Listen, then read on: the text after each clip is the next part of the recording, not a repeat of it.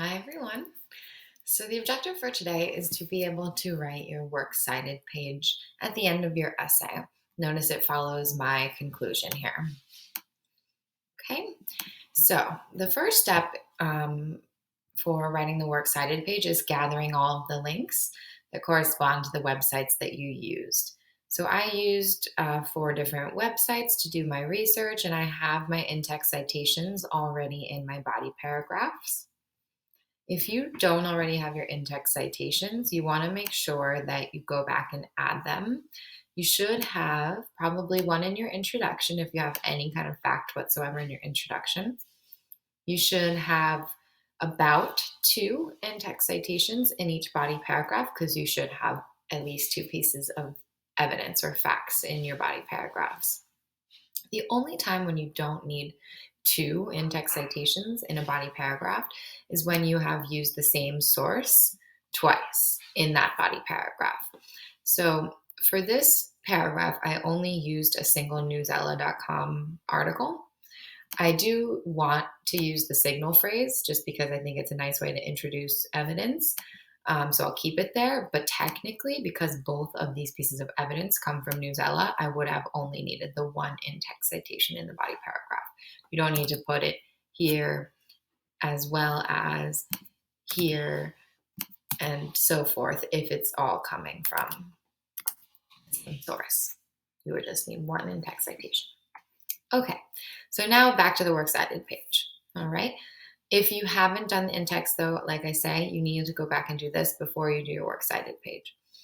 Now, for the works cited page, the best resource, I think, for putting this together is easybib.com. So I'm going to show you how to use this.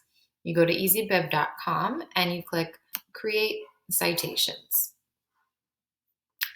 Now, I've used websites, so I'm going to click that my source is a website. And then I will be copying the first URL into this box where it says cite a website by entering the URL, and you hit search.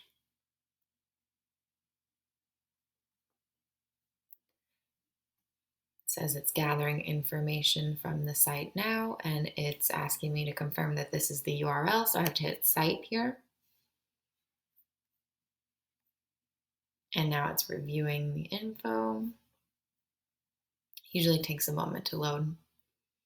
It has found the URL, the website title. It's telling me the date of access, which are all necessary for the works cited entry. Now it's going to ask me to add any missing info. So sometimes EasyBib can find the author's name and put it in here for you, but they were unable with the Newsella article. So what I have to do now is go to the article itself and find this information to fill in. So I'm going to put Newsella staff as the author.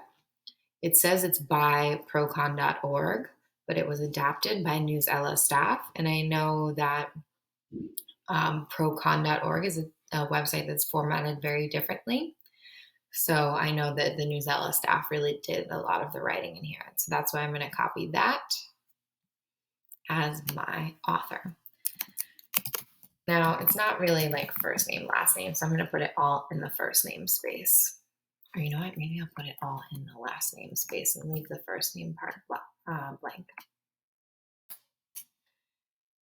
And then it needs the electronically published, the publication date of the article. So it says 02/14/2020. So 14 is the day, the month is February, and the year is 2020. And now I click Complete Citation. Now you're going to get this pop-up. It's going to say, click below to continue citing. It says, view a sponsored message once every 48 hours or pay. You do not have to pay, guys. You just view a sponsored message, and it's going to make you watch an ad.